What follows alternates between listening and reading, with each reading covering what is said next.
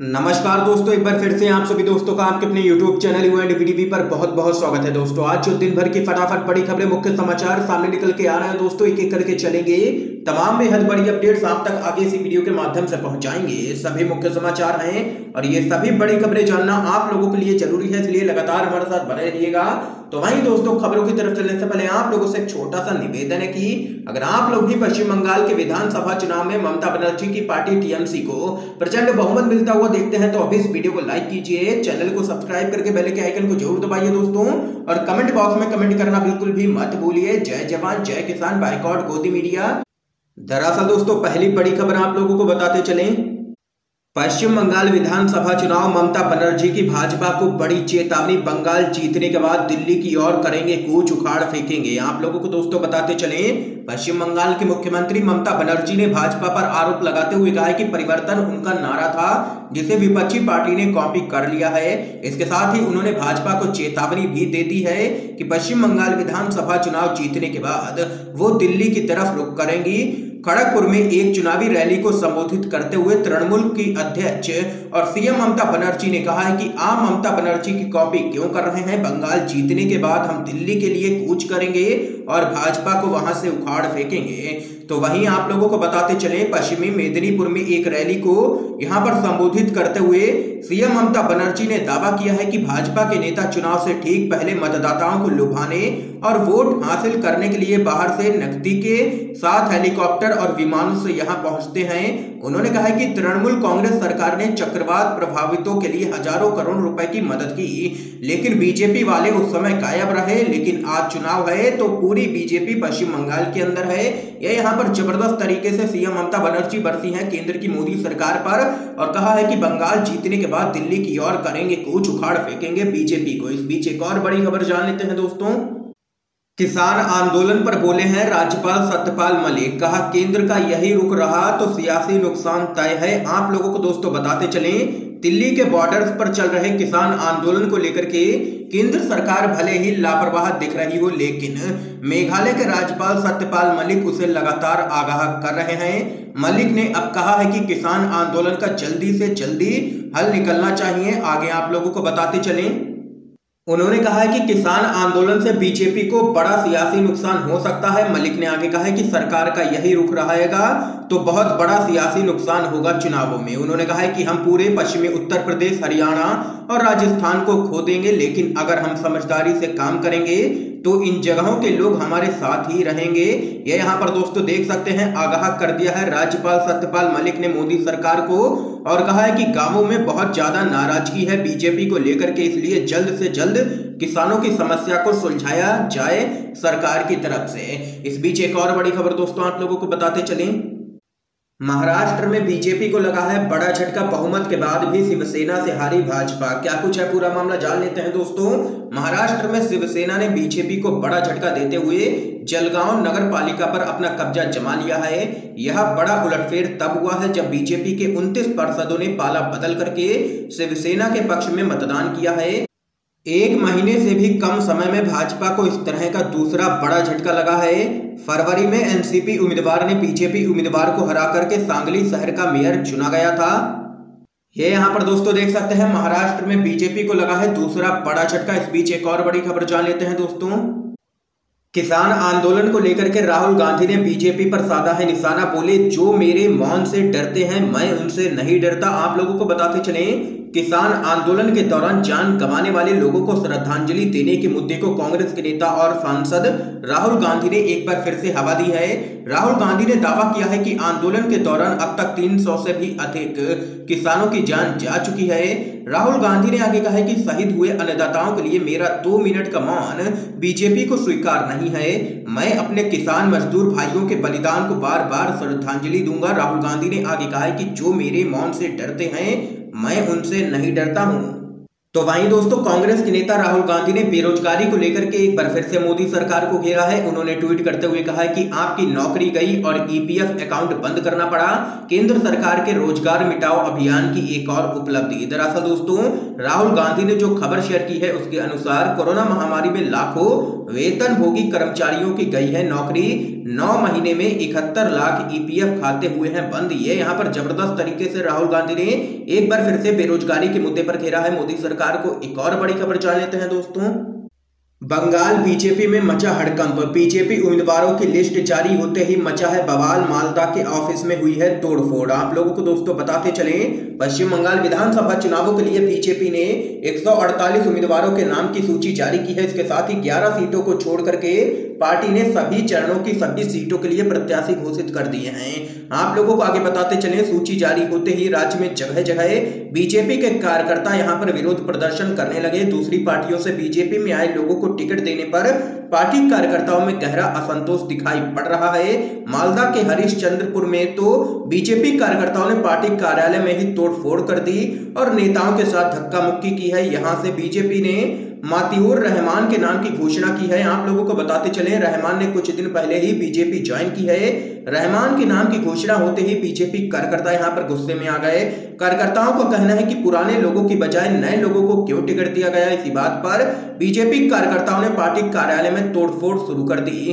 तो वहीं अब आप लोगों को आगे बताते चलें, ओल्ड मालदा सीट से गोपाल साहा के नाम की घोषणा होने के बाद यहां भी विरोध प्रदर्शन शुरू हो गया। बीजेपी कार्यकर्ताओं ने यहां भी पार्टी ऑफिस में तोड़फोड़ की है। प्रदर्शनकारियों का कहना है कि गोपाल साहा की छवि सही नहीं है, यहां पर किसी अन्य नाम की घोषणा की जाए। देख सकते हैं कि बंगाल बीजेपी में लगातार यहां पर बीजेपी के कार्यकर्ता ही जबरदस्त तरीके से पार्टी के खिलाफ कर रहे हैं प्रदर्शन और मचा है बवाल। पूरी ही बंगाल बीजेपी में लगातार विरोध बढ़ता ही जा रहा है। अंदरूनी कलह यहां पर साफ तौर पर दिखाई पड़ रही है। एक और बड़ी खबर इस बीच जान लेते हैं दोस्तों। कृषि कानूनों पर घमासान। कैप्टन ने कहा, अगर राष्ट्रपति ने पंजाब के विधायकों पर नहीं दी सहमति तो जाएंगे सुप्रीम कोर्ट। आप लोगों को दोस्तों बताते चलें, पंजाब के मुख्यमंत्री कैप्टन अमरिंदर सिंह ने स्पष्ट किया है कि उनकी सरकार केंद्र के कृषि कानूनों के खिलाफ है। इसके साथ ही उन्होंने केंद्र सरकार से अपील की है कि वह हठ वाला रवैया अपनाने के बजाय इन कानूनों को तुरंत रद्द करें और किसानों के साथ नए सिरे से बातचीत कर नए कानून बनाएं। आप लोगों को बताते चलें, मुख्यमंत्री ने तीनों ही कृषि कानूनों के खिलाफ पंजाब सरकार के विधायकों के बारे में यह भी साफ कर दिया है कि अगर राष्ट्रपति ने राज्य के संशोधन विधेयकों पर सहमति ना दी तो हम सुप्रीम कोर्ट जाएंगे। उन्होंने कहा है कि दुख की बात है कि विधानसभा में सर्वसम्मति से पारित विधेयकों को राष्ट्रपति को भेजने के बजाय राज्यपाल ने इन्हें अपने पास रोक रखा है। ये यहाँ पर दोस्तों देख सकते हैं, बड़ा बयान सामने निकल के आया है पंजाब के मुख्यमंत्री कैप्टन अमरिंदर सिंह की तरफ से। एक और बड़ी खबर जान लेते हैं इस बीच। राकेश टिकैत बोले, बातचीत दोबारा शुरू करने के लिए नई टीम बनाए सरकार, सत्यपाल मलिक को भी करें शामिल। आप लोगों को बताते चलें, 115 दिनों से चल रहे किसान आंदोलन और सरकार के बीच में बातचीत कब से दोबारा शुरू होगी, इस बारे में अभी भी अनिश्चितता लगातार बरकरार है। इस बीच आप लोगों को बताते चलें, किसान नेता राकेश टिकैत ने सरकार को प्रस्ताव दिया है कि वह बातचीत तत्काल शुरू करे और इसके लिए मौजूदा टीम में बदलाव करें। आप लोगों को आगे बताते चलें, उन्होंने सरकार से रक्षा मंत्री राजनाथ सिंह, मेघालय के राज्यपाल सत्यपाल मलिक और जेडीयू के नेता केसी त्यागी को सरकार की टीम में शामिल करने का आग्रह किया है। उन्होंने कहा है कि सरकार की ओर से अगर ये लोग मध्यस्थता करेंगे तो ना सिर्फ बातचीत का रास्ता खुल सकता है बल्कि समाधान का रास्ता भी निकल सकता है। ये यहाँ पर कहना है राकेश टिकैत का। इस बीच एक और बड़ी खबर आप लोगों को बताते चलें, सिया काउंसिल का गृह मंत्री अमित शाह को पत्र, देश की एकता अखंडता को खतरे में डालने वाले वसीम रिजवी को फौरन गिरफ्तार किया जाए। आप लोगों को बताते चलें, सिया काउंसिल ने केंद्रीय गृह मंत्री अमित शाह को पत्र लिख करके वसीम रिजवी को तुरंत गिरफ्तार करने की मांग की है। काउंसिल ने कहा है कि शख्स की वजह से देश की एकता और अखंडता को खतरा पैदा हो गया है, इसलिए इस शख्स को तुरंत गिरफ्तार किया जाए। दरअसल दोस्तों आप लोगों को बताते चलें, ज्ञापन में कहा गया है कि वसीम रिजवी नामी शख्स ने पवित्र कुरान की 26 आयतों की गलत, बेबुनियाद और भ्रामक व्याख्या करते हुए उन्हें कुरान से हटाने की सुप्रीम कोर्ट में याचिका दी है। उनकी इस हरकत से पूरे देश में मुसलमानों में दुख और गुस्सा है। कुरान दुनिया को अमन, शांति, भाईचारे और इंसानियत का पैगाम देती है, उसका अपमान किसी भी हालत में बर्दाश्त नहीं किया जाएगा।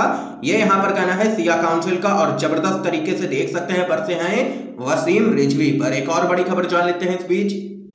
अपना दल के विधायक ने बीजेपी को दिया है बड़ा झटका, किसान आंदोलन का कर दिया है खुलेआम समर्थन। जी हां दोस्तों आप लोगों को बताते चलें, केंद्र के विवादित कृषि कानूनों के विरोध में आंदोलन कर रहे किसानों के समर्थन में अपना दल के एक विधायक सामने निकल के आए हैं। अपना दल उत्तर प्रदेश में बीजेपी सरकार की सहयोगी है। आप लोगों को दोस्तों बताते चलें, उत्तर प्रदेश में पंचायत चुनाव से ठीक पहले सहयोगी दल के विधायक के इस कदम से बीजेपी की किरकिरी होना तय है।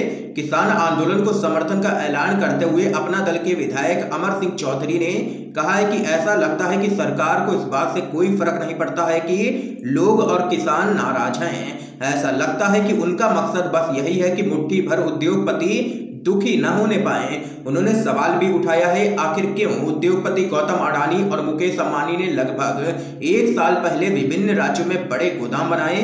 उन्होंने आगे कहा है कि 2014 के लोकसभा चुनाव और फिर 2019 के चुनावों में बीजेपी को वोट देने वाले लोग इन विवादास्पद कृषि कानूनों से बहुत ही यहाँ पर नाखुश हैं। तो सरकार इन संदेहों को दूर करने के लिए क्यों कुछ नहीं कर रही है, इन कानूनों को रद्द करे, किसानों की बात माने, ये यहाँ पर कहना है अपना दल के विधायक अमर सिंह चौधरी का। एक और बड़ी खबर इस बीच आप लोगों को दोस्तों बताते चलें, कोरोना के कारण किसानों ने बनाया नया प्लान। टिकैत बोले आंदोलन स्थल पर भी चलाया जाए टीकाकरण अभियान। आप लोगों को दोस्तों बताते चलें, कृषि कानूनों के खिलाफ दिल्ली की सीमा पर किसानों का प्रदर्शन लगातार जारी है। तो वहीं दूसरी तरफ देश में कोरोना के मामले एक बार फिर से बढ़ते हुए नजर आ रहे हैं। इस बीच किसान नेता राकेश टिकैत ने मांग की है कि आंदोलन स्थल पर भी किसानों का टीकाकरण किया जाए। आंदोलन स्थल पर कोरोना के खतरे के सवाल पर भारतीय किसान यूनियन के राष्ट्रीय प्रवक्ता राकेश टिकैत ने बताया है कि कोरोना के मामले बढ़ रहे हैं तो उनकी गाइडलाइंस को फॉलो किया जाए। आंदोलन स्थल पर जो लोग बैठे हैं उनको भी वैक्सीन लगाई जाए। आंदोलन स्थलों पर हम सोशल डिस्टेंसिंग का पालन कर रहे हैं। धरना स्थल पर आने जाने वाले किसानों को वैक्सीन लगाई जाए। मैं भी टीका लगवाऊंगा, ये यहाँ पर कहना है राकेश टिकैत का।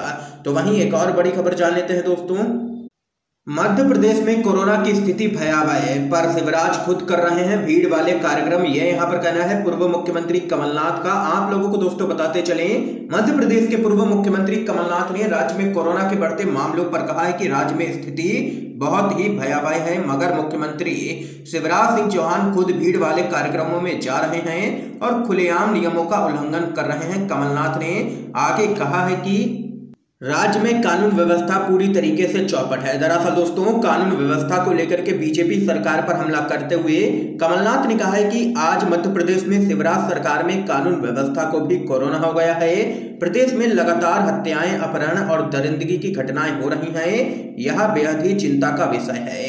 ये यहाँ पर कमलनाथ ने देख सकते हैं शिवराज सरकार को लिया है निशाने पर। आज की तमाम बेहद बड़ी खबरें दोस्तों सामने निकल के आई हैं जो हमने आप लोगों तक पहुंचाई हैं। इन खबरों पे आप लोगों की क्या कुछ राय है जरूर बता सकते हैं कमेंट बॉक्स में। वीडियो को ज्यादा से ज्यादा शेयर कीजिएगा ताकि आप सभी के दोस्त भी इन खबरों को जान सकें। वीडियो देखने के लिए दोस्तों आप सभी का बहुत बहुत धन्यवाद।